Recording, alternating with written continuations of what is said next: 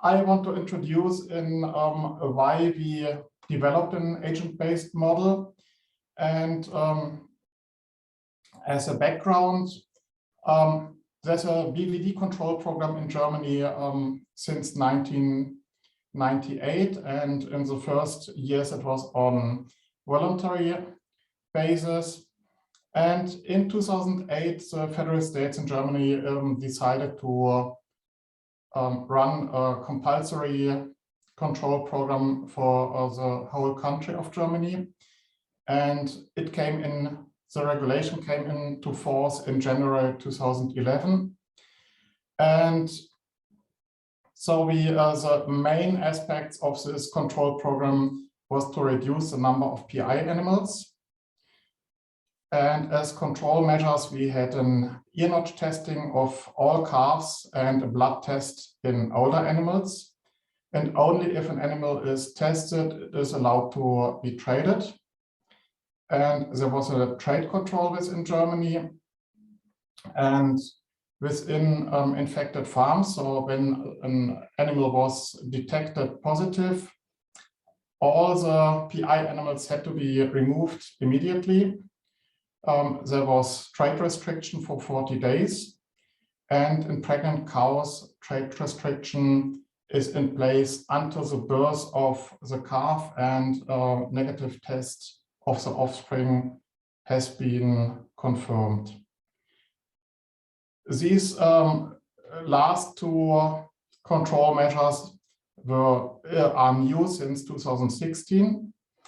And the control program was very successful. So here you can see the prevalence on animal basis and on farm basis. And you can see at the beginning, we had a prevalence of about 0.5% going down to 0.005% in 2020. And on farm level, you can see the same development of the prevalence. Nevertheless, the control program was very successful, but it is very expensive. And when you see it's a situation in 2016, no additional trade guarantees on European level were in place. So there was always the risk of using or reintroducing PI animals or Trojan cows. Another point was that in Switzerland, they changed from an ear tag testing to serological testing, and this led to an increase of PI animals in Switzerland. And we wanted to avoid these experience, and we wanted to check for alternatives for the BVD control to reduce the costs. And for that reason, we wanted to use a benefit cost model. And within the benefit cost model, we wanted to compare different control strategies in terms of eradication success and financial implications. Overall, we had 9 different strategies. I will come back to this. And we had 13 different combinations. And then we were searching for a suitable model. And because of this complexity of the disease and of the different strategies, we decided to use an agent-based model. Here you can see the different scenarios. So there is no control. We start with no control, and then in January 1st in 2011, we have the first step of the regulation. Then in 2016, it was changed. And then we have different control strategy, stop any BVD control, or ear tag with combined with compulsory vaccination, ear tag testing only, combined with antibody tests twice a year and once a year, and all the different strategies. You can read it in the publication mentioned below. And The cost-benefit analysis was done, so we estimated the losses with a gross margin analysis and estimated all parameters for cost for TI animals. And the main aspect was that we wanted to use this agent-based model to get an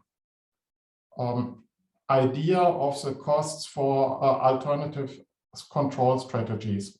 For example, the number of PI animals, the number of transiently infected animals, and the number of tested animals. And this was used for the cost-benefit analysis. Today, Jason will focus on the agent-based model and the development. And with this, I want to hand over to Jason. Thank you, Jörn.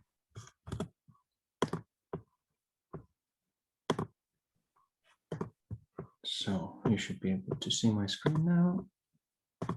Right. As Jörn said, we developed an agent-based model. That was at the time when I was a PhD student under Philipp Hövel at the TU in Berlin. So the affiliation now is not the same. And this model is all about predicting essentially what the simulation, the condition, the whole status of BVD within the cattle trade system of Germany is given some initial conditions from data. That was when Jörn came into play, and of course with all his expert opinion. So these are just some preliminaries. I'm sure you're all familiar with BVD. I just wanted to give here an overview, of course, that it's not transmissible to humans. So the main concern is the effect on the economy and on the cattle itself, of course. We have a horizontal transmission, which is contact-based, and the vertical from the breeding, which we'll get back to in a moment, and gives rise to this persistently infected category of animals.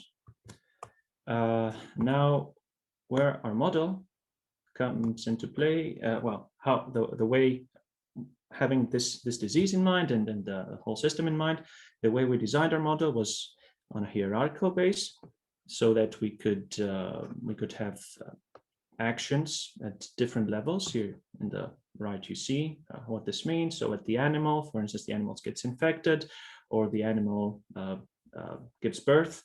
These are two specific. These are two actions, two events that can happen. Events at the herd level. So what happens within the group, or if there are multiple herds within the farm, we also envision that, what would happen in a single farm with many different herds. And finally, in the system at large, taking into account the connectivity of different farms. So we were looking at a network of farms, which would be dynamically evolving. Now on the in-farm dynamics or the contact-based dynamics, we used some transmission rates, which I'll come back to in a moment, from the original work of Feed from 2004 on BVD, and all this was defined in a Markovian framework, so only dependent on the previous time step, not with any historical dependencies. As I alluded to before, there's also an event-driven component. The way the whole simulation is structured is through an event-driven, so a chain reaction, let's say, of events. One triggers the other. So, for instance, you can inseminate a cow, and then it can become pregnant, then infected, and consequently, with a probability, of course, this is not causal here, deterministic, excuse me, we can abort. Additionally, we have animal sources and sinks which compensate for population imbalances. So we'll get to that again in a moment. But in principle, all the farms want to keep their population constant, and also for what in reality is corresponds to an import or export within the trading system. And all this is initialized with through actual data. So the number of animals corresponding to different farms. So this is just some, again, most likely you're all familiar. You've probably, within the context of COVID, you're tired of listening again to how this works. But fundamentally, the infection dynamics of the model are based on these SIR-like models. So in this case, we have a group of animals which are susceptible, some little seed, so an infected in them is infected, and accordingly they pass through an infection phase and eventually are recovered or removed. In this case, this is just the conceptual infectious part, but of course BBD has to modify this abstract model, of susceptible infected recovered, to something more specific, since it has this persistently infected class of animals. So this arises from pregnancy, from the vertical transmissions, which is reflected down here to the right. When a cow is pregnant and is infected in the early stages of its pregnancy, then there's a very high probability that because of the calf, the fetus, not having developed its immunological system yet, its immune system, it's most likely that it will be suppressed for a lifetime if, of course, it is born. And all this is reflected with the original formula for the infectious rate taken from feet of 2004 that I mentioned before. So essentially what we have in the first two terms where we should focus are two coefficients for the persistently infected, that's the PI and TI, and the transiently infected animals, so the ones that recovered, that's what we mean by TI. It's the typical I class of the SIR model. And two, so these are taken from the literature, from feet. And then we have two weights which are constantly evolving in time. So this is the Markovian aspect of the way we designed this. And the final L refers to a certain herd. And the final term is for in-herd transmissions, but for all intents and purposes, this is not of any concern for the presentation, since all the tests and runs that we've conducted so far consider only one herd per farm. So essentially we have a 3-level hierarchy instead of a 4 that I showed before. Again, just insisting a bit on the infectious dynamics. So this is the typical SIR sort of dynamics. You just have, it could have been as well I for both, or I1 and I2. I just wanted to show here that P is the persistently infected class. And anyway, with different rates, of course, the persistently infected animals are super spreaders, so that's how they infect the animal. They're the susceptible ones, and that's how you get recovered eventually. The persistently, of course, always remains persistently infected. And within the simulation, there's also this antibody protection from the mother in case of vaccination, or if that's only for vaccination, but we'll get to that in a moment. And these are to the right, the vertical transmissions. So essentially the cow gives birth to susceptible calf if the cow hasn't been infected throughout the pregnancy. But this is where all the magic happens for two different timescales, let's say, the first trimester or the rest of the pregnancy, the latter part of the pregnancy, of infection for the mother. So accordingly, either both the mother and the fetus, eventually the calf, will have been recovered, or the newborn, so here we have an extra insert into the system, will be persistently infected. If they're both recovered, that's the part where maternal antibodies come into play, and there's the coupling with the horizontal reactions, if we see this in a reaction sort of framework. And finally, in the unlikely event that appear, well, not so unlikely, but anyway, of course, the number is much smaller than the susceptible ones. If a persistently infected cow reaches maturity and gives birth to offspring, then the offspring will also be persistently infected. That's what's reflected in the infectious dynamics of the simulation. Now, I mentioned before that we have a certain network. So the farms are the entities here, the nodes, and animal movement. So the trades are the edges of the network. This is the constantly evolving network, and the rule for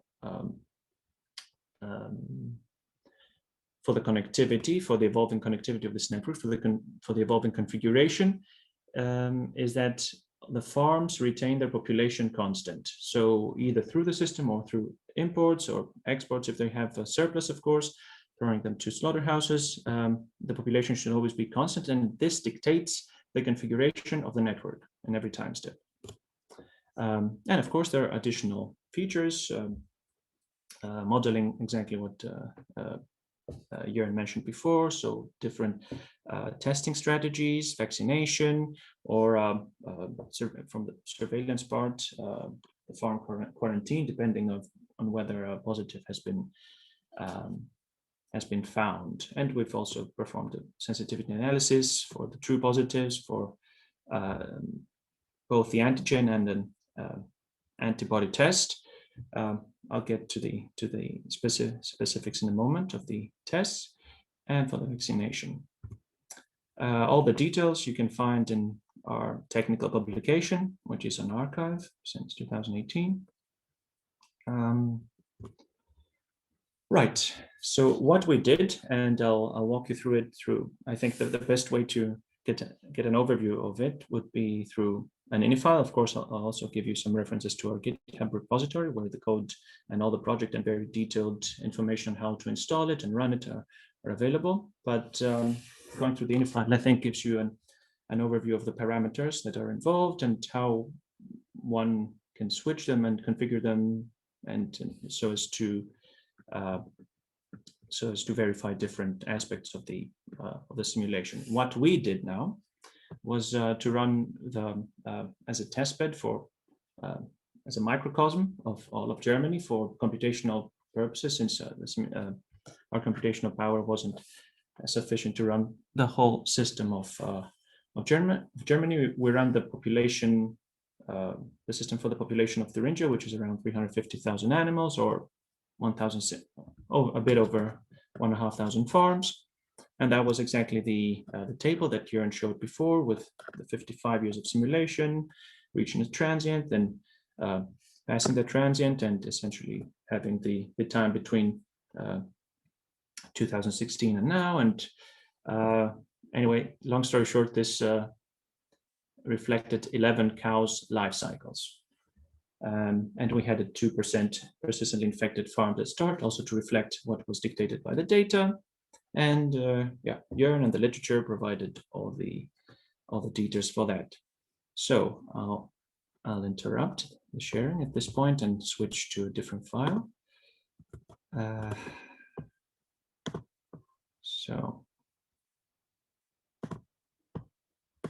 right.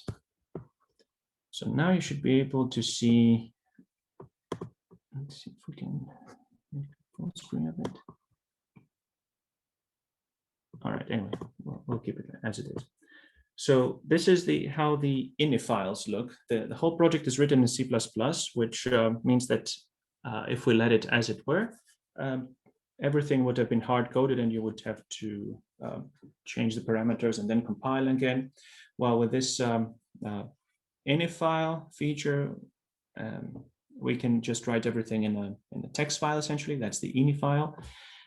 Which you can find in the ini folder on the GitHub repository that I'll show you in a moment. And there you can change all sorts of parameters without having to compile the code again. Up here, you can see we all these brackets show the different modules, in a sense, of the simulation, or different aspects of the simulation. So this is a very high level thing that you see in the beginning. signifies essentially the start and ending time, how long you want to run it. So this is 2000 steps from 0 to 2000 that you can run it with a resolution of 5 days, and you can save it for every 100 steps. That's what these 4 features tell you.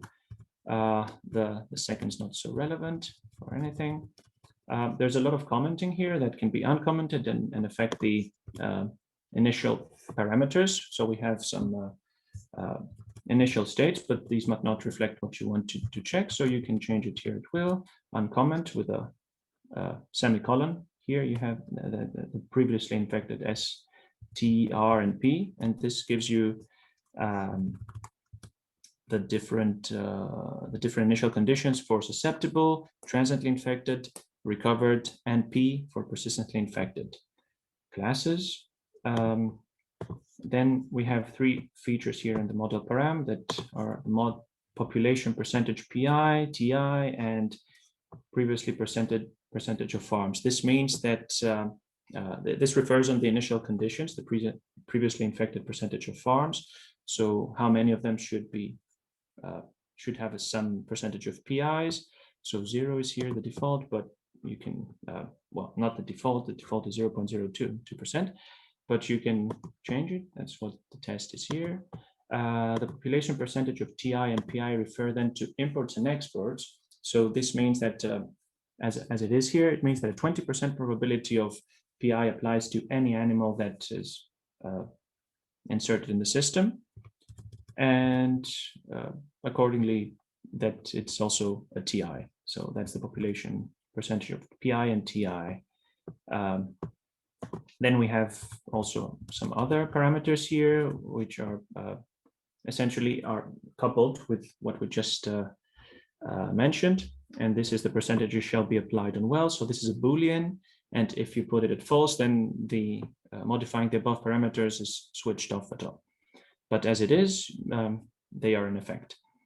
The next one I will skip because it might not work sufficiently at this point. The idea was that there would be a constant readaptation on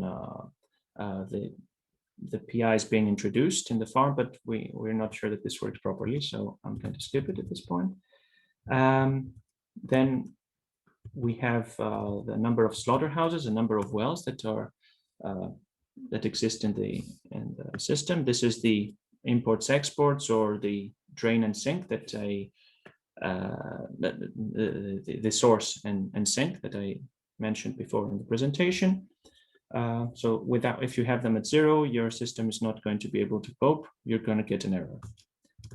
You always need, because animals die naturally, are culled all the time, and are born. So the populations of the farms are in a constant state of fluctuation. So you need this imports, exports to handle the population, to keep it constant.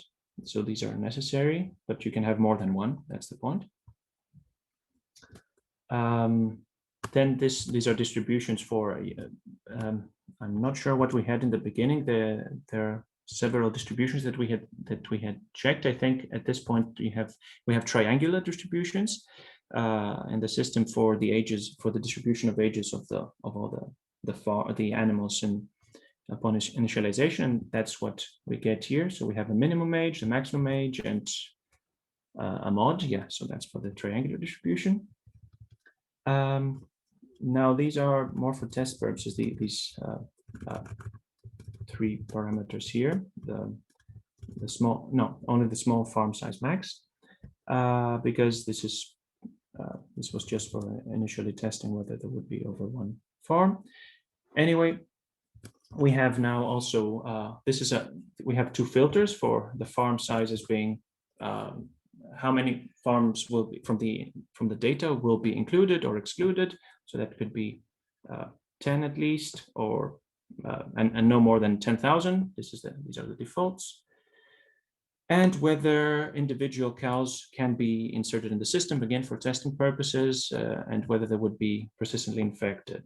Now these are what all these parameters here are for. typically we leave them. I did not use in the end this feature, so we leave it at false, and they're all the same. Yeah, because you can control the introduction time as well, so that's why we have introduction time as well. Then we have thresholds for buying and selling. So if there's a threshold there, if it's non-zero, there will be some delay into when a trade can be committed, because otherwise the quotas will not be met. Also, how many animals can be traded overall, can be brought into the system overall. This can be a limit here again. And again for the slaughterhouses, so there's always a plus-minus balance there. And the offering, whenever cows here are the ones being sold, right? The bulls are always culled for within the first life cycle, so they do not participate in the trade here. They're being culled. So all the features that we're talking about here are, except of course for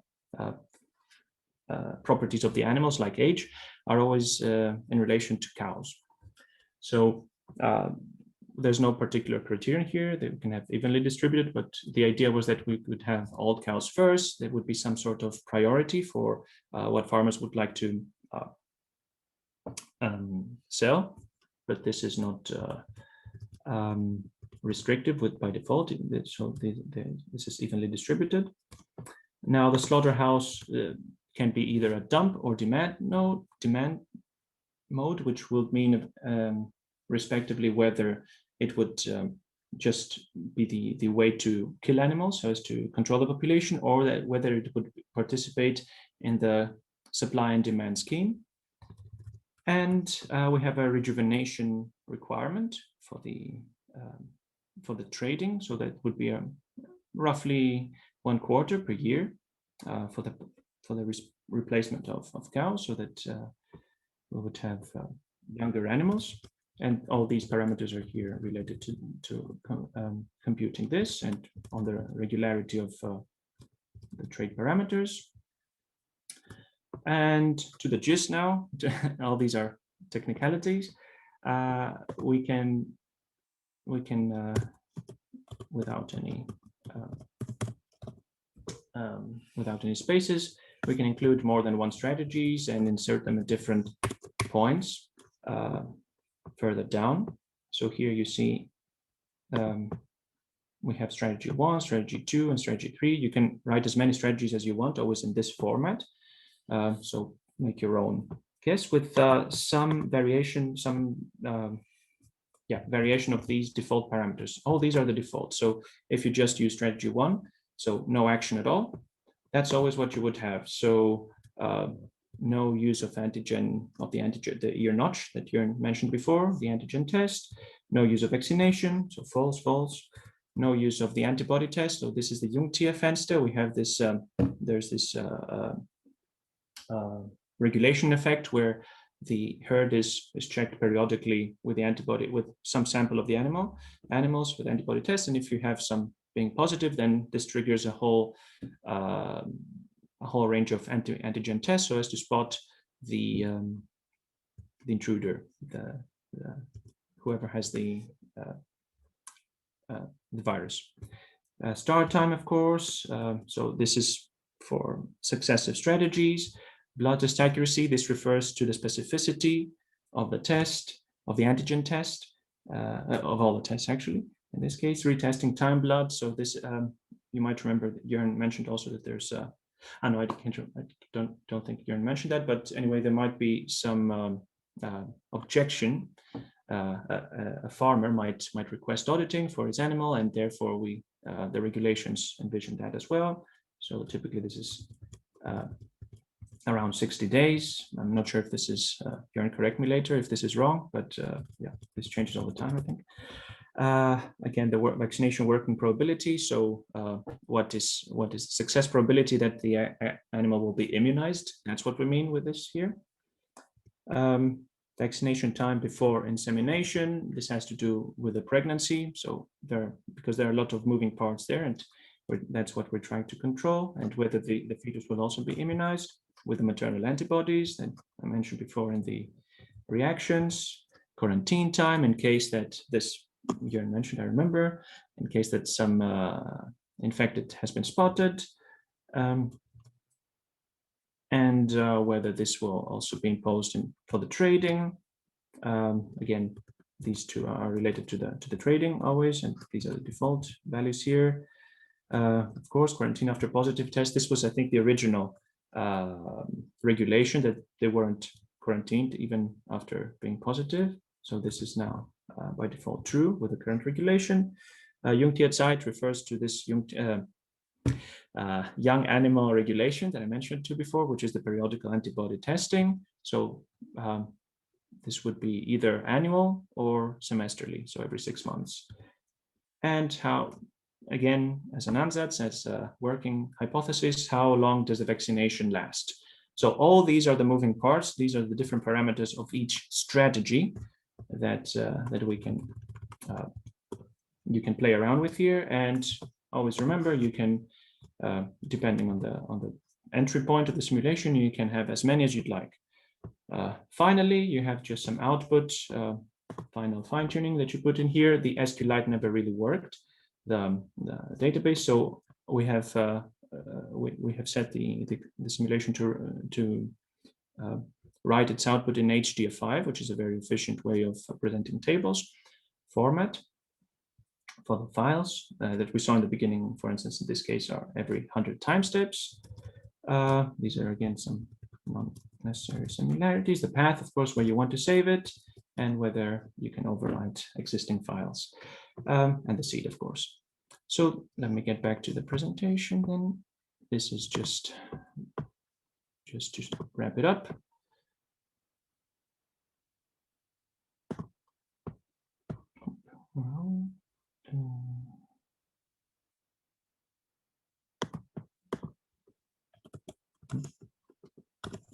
Oh yeah, right.